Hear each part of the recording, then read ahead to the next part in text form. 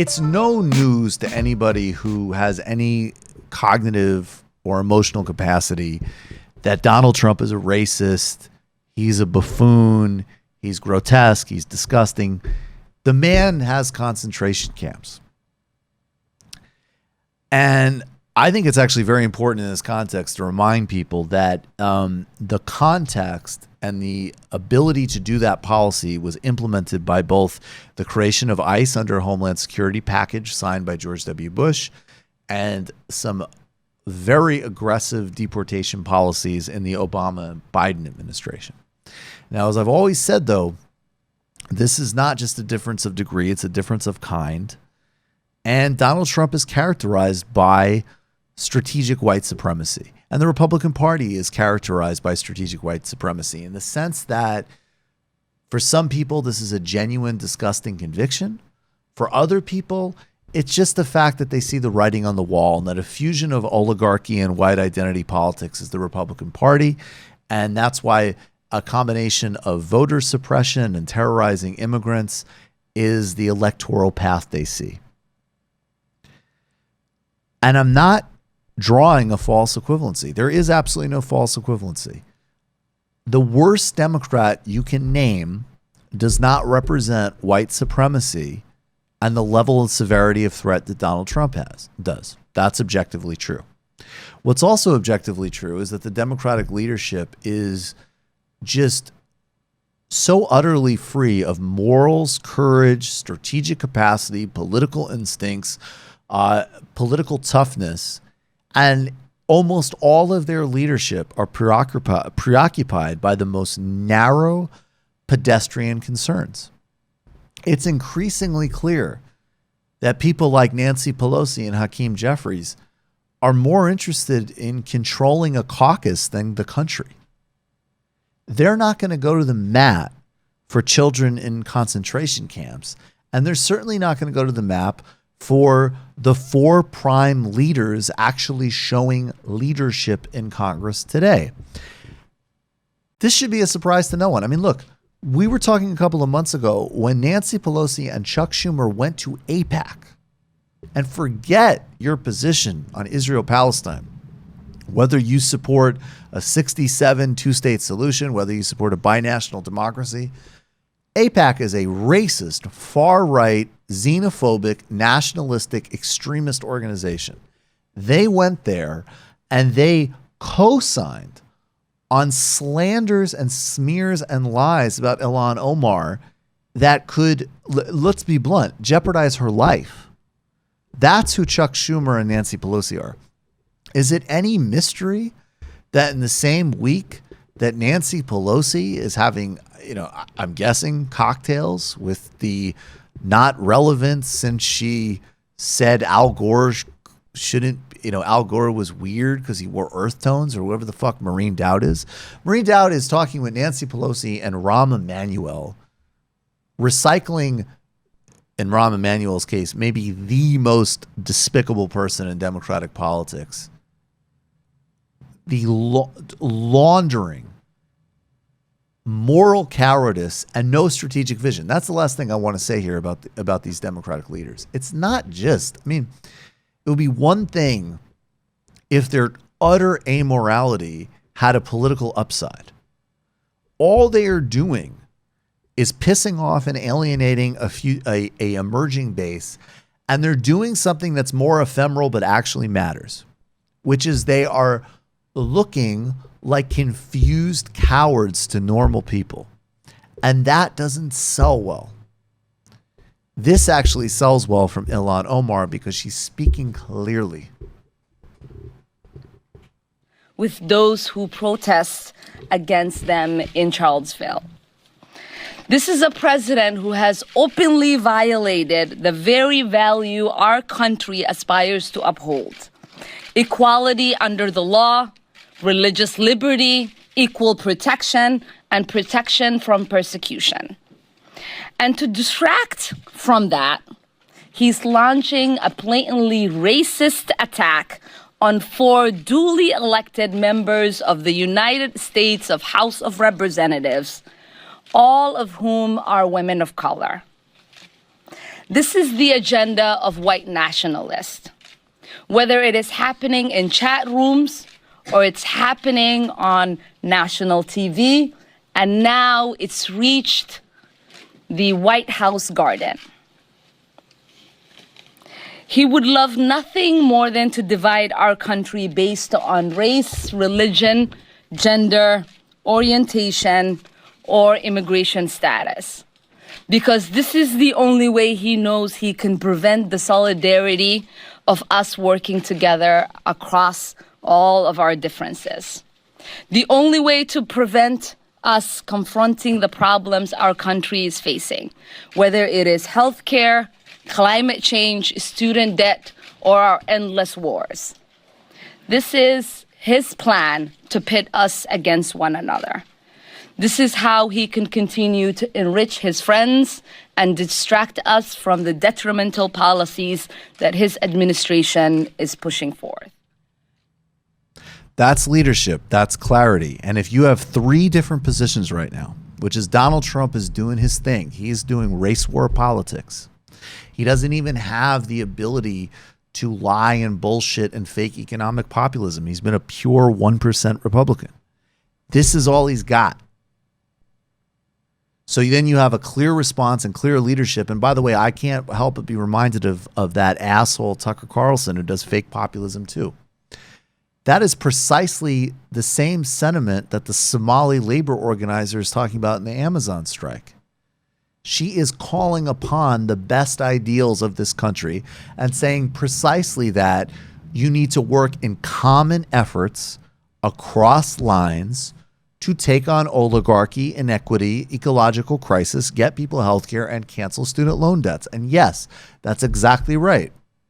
The byproduct of all of this bloated bigotry and entitlement is redistribution of wealth to wealthy people. That's it. And then Schumer and Pelosi want to sit there and hold the ball and run out the clock. The problem is that you can't, this isn't a basketball game to do the sports analogy. When you're holding a ball where on the other side of that ball, that game is people, not just children. Let's say people. Rashida Tlaib actually really eloquently underlined that. People in concentration camps. A deal to send a chunk of those people to Guatemala, which is run by a far-right government backed by the United States that is mired in corruption and abuses, so it can be another outsource for more of our problems that we create. So that's the leadership. And that is a perfect distillation of the three choices we have here. And I will say again, the only other thing we'll do is we got to play this CNN clip because that's just disgusting. But this is another area. I didn't even say it with Bessner, but on foreign policy, yes, the power that a president has over foreign policy, this is another reason why you absolutely need to vote for Bernie Sanders. And today, Bernie Sanders, just as he has used his email list to warn people about ICE raids, to help support strikers, to help support people providing vital health services for women in states where medieval abortion assault laws are being passed. He put out a tweet and an email today saying, do a 4-way split donation to Ayanna Pressley, AOC, Alexandria Ocasio-Cortez, Ilhan Omar, and Rashida Tlaib. None of these people have even endorsed him, by the way. Just to be really clear about that. A couple of months ago, he had by far the most unequivocal and clear statement about Ilhan Omar. Period.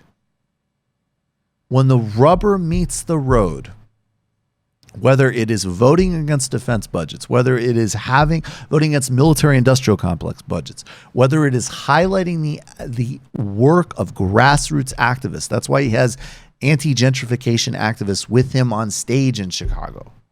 Whether it is coming out and not just putting out a tweet or doing the thing that they all do. I mean, everybody's got the Donald Trump is an asshole tweet. Nancy Pelosi's tweets are art form. Donald Trump is a massive bigoted asshole and we should work together on roads.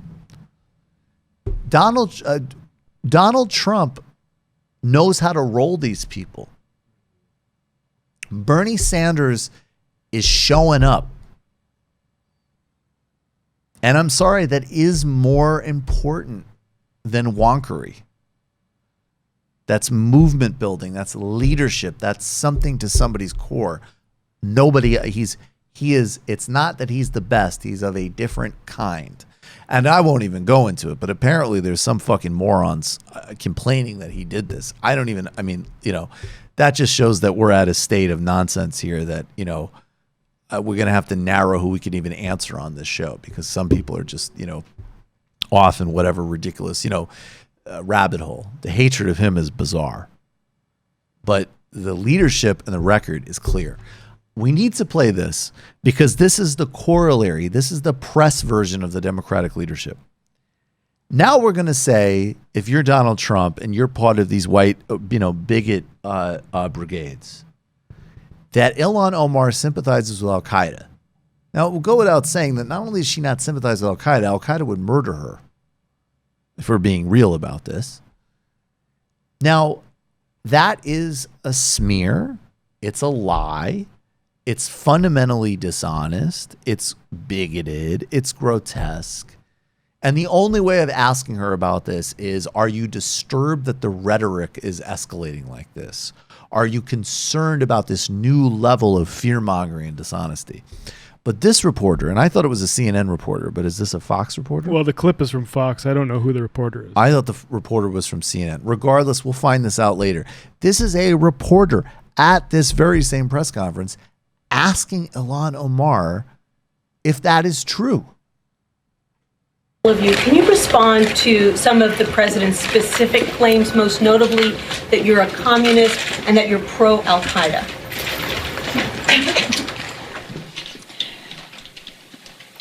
You might have noticed how when he said, go back to where you came from, there was an uproar through all of our communities, because every single person who's brown and black at some point in their life in this country heard that. Now, when he made the comment, I know that every single Muslim who has lived in this country and across the world has heard that comment. And so I will not dignify it with an answer. That's exactly right. You won't dignify it with an answer. It's disgusting. It's grotesque. And, look, we talked a lot about, on a show that we used to do, Two Dope Boys on a Podcast, my friend Phil McKenzie, and Matt produced that. We used to talk a lot about how there are no sidelines. And I think that this is a clear example of any. And, that this is a choice of literally your basics of what you support. Period. This is not obscure debate. This isn't social media controversy. This isn't even a time for tactical calculation. The president of the United States is using eliminationist rhetoric against women of color who are massively significant political leaders. And they have been consistently portrayed and undermined by their own party leadership. And that's why you can disagree with these particular people. I don't think there's any room for disagreement on the concentration camps. But this is absolutely outside of the realm of political debate and distinction. This is fundamentally, where are you at, who are you with, and how do you move? And the fact that by Nancy Pelosi and Chuck Schumer have undermined them every step of the way has emboldened. I'm not saying that Trump wouldn't do this anyways, but you make the attack significantly more open. Now, conversely, you've created a situation where who's more important to the country right now? Ilhan Omar is more important than Nancy Pelosi right now. Ayanna Pressley is more important than Richard Neal right now. AOC is certainly more important than fucking Steny Hoyer. And Rashida Tlaib is more important than Chuck Schumer. Now, not institutionally. Institutionally, this is still the sclerotic dysfunctional, corporate compromised hackery of the Democratic leadership. But the energy of the country is here. And if someone like Maureen Dowd thinks that this is scaling woke back mountain because you're clear that the same president who helped run the media lynch mob against the Central Park Five, and I use that word quite consciously, called for killing them, called for bringing back the death penalty for them, and has still not apologized to this day, even as they were innocent, that there is no room, so she calls it scaling woke back mountain, I believe is last. And it's just funny to me as somebody who understands the Vampire Castle essay as an example, which people always should read by Mark Fisher. This has nothing to do with that. This is fundamentally, as Bill Fletcher Jr. would say, about whether democracy is real or not, about whether you take humanity seriously, about whether you take any type of serious anti-racist project seriously. So people like Maureen Dowd are making themselves quite clear. They don't take any of these things seriously, and they prefer to kibitz and gossip about these four who are showing more leadership and are at more personal risk than anybody else in this whole situation. Nancy Pelosi, Steny Hoyer, Hakeem Jeffries, all of that. It's disgusting. It's pathetic, and they need to be primaried. We're going to focus on the candidate running against Elliot Engel. We're going to focus more. There's a great candidate running against Steny Hoyer. I'd like to see somebody taking a look at Hakeem Jeffries. Apparently, Hakeem Jeffries is in charge of the House Democrats' Twitter account. And if you don't think that the cynical weaponization of neoliberal, quote unquote, identity politics would only be used against Bernie Sanders, don't be naive. This is a cynical political tactic of people who have no commitment to anything and nothing to sell. They will use it even as these women's lives are literally at risk. So, as always, we stand with Ilhan.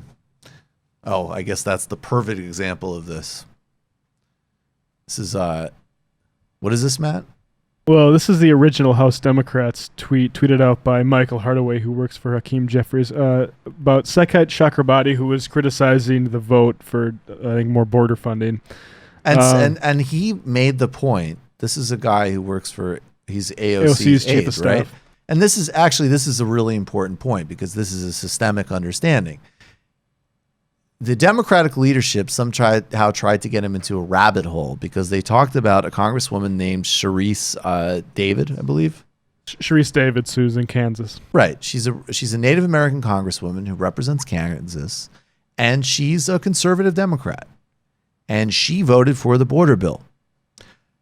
Now, and precisely because this is an anti-essentialist argument, and the point is actual structure here. That's why you see these disgusting conservatives. What's their new thing? Their new big thing is, look, there's Hispanic guards at the concentration camp. You don't think that woman wasn't strategically placed there to be in the shot with Lindsey Graham and Mike Pence? I mean, first of all, I don't know how fucking naive people are. And secondly, that's irrelevant. Yes, it's absolutely racist. And yes, absolutely people can participate in racist structures regardless of their backgrounds. That's what he said. I think the point still stands. I don't think people have to be personally racist to enable a racist system. The same could be said of the Southern Democrats. I don't believe Sharice is a racist person, but her votes are showing her to enable a racist system. Yes, she voted for the border bill without accountability. That is quite literally, that is enabling a racist system we see every day. We read the reports of the secret ICE Facebook groups. Anybody with a modicum of, anybody who's not Dave Rubin should be able to process that point. But apparently the House Democrats can't. Yeah, it's because it's fairly clear what happened is Saikat was generally criticizing the border funding, and then someone says, well, what about Sharice Davids? What about Sharice Davids but by the way, if you really want to get into that rabbit hole, what a cynical deployment of her. Exactly.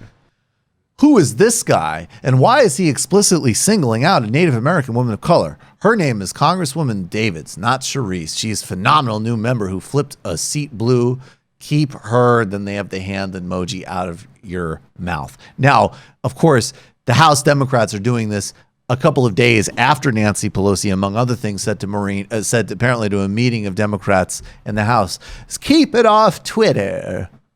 Now the official Twitter account will try to humiliate and get one of your members of your staff fired. But besides that, certainly don't advocate against concentration camps on Twitter. Then we have Pelosi Deputy Chief of Staff Drew Hamill on why he retweeted this obnoxious, disgusting House Democrats tweet. I retweeted this in my personal capacity as a gay man who was bullied and beaten in high school.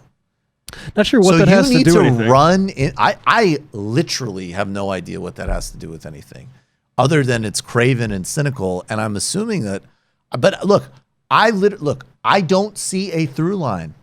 I'm not going to do standpoint epistemology here.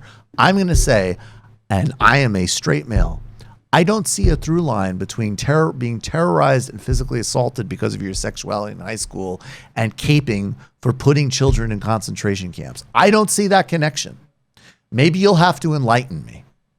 I would suggest that if that's your only rationale for retweeting that, days after you yourself, we can go here, retweeted the stuff about, keeping stuff off of Twitter. See, here's the tweet where he retweets it. Right before it, talking about that inside meeting where Pelosi said stop tweeting about their colleagues. So right afterwards, and I'd say, look, Drew, if high school is getting back to you, you should probably resign and process that a little bit more because you're fucking the party up. Indeed. This is disgusting. I mean, it's just so, it's like, you talk about these overused words like gut check time. I mean, children in concentration camps, children dying as we speak. Then let's broaden it. I mean, let's be really wild here. How about people in concentration camps? How about refugees from our foreign policy, primarily in concentration camps? And then let's also just add, other pieces of information like readily available that, well, one, again, children have died. And also, I don't know, things like the secret Facebook group with memes of this woman you're belittling being sexually assaulted by the president, with talks, mocking the same people whose care you're supposedly in charge of, that we already know these people are dying and being tortured and being mistreated. Footage of lawyers saying, toothbrushes are extra privilege. Fuck that. Because that's administration policy. And you have time to play these pathetic fucking games with the only 4 Congress people showing serious leadership on this? I mean, a couple of other really honorable exceptions. Fucking Ed Markey, of all people, senator from Massachusetts, is there doing serious videos, talking about it, showing some actual humanity. I don't know what the fuck is wrong with these people. This is a moment of moral clarity where you have to be able to look at what's going on right now, and you need to be able to stand against evil and wickedness. And the fact that there's people in the Democratic Party who are cynically taking this moment of clarity and muddying it up with their own personal stuff is so sick and so cynical and so beyond the pale for anyone who has a conscience or a heart. I mean, this is not something that we should be equivocating on or being cowardly about. I mean, this is quite literally one of the worst human crises that's occurred within our nation in decades. And the fact that these people are being so cowardly and then trying to stand behind, anti-racism. It's like, you can't criticize us because, then you would be being... Well, the cynical deployment of look, that is pure standpoint epistemology, pure identity. That's wrong. That's a dead end if it's deployed that way. That is not the same as in fact, and it's going to be too appealing for them to not deploy it that way. Right. Exactly. I mean, the fundamental argument of humanity, anti-racism, and anti-bigotry is these 4 congresswomen who face more sexism, more bigotry than anybody, and are the ones saying, not the fucking clap hands emoji and all this bullshit.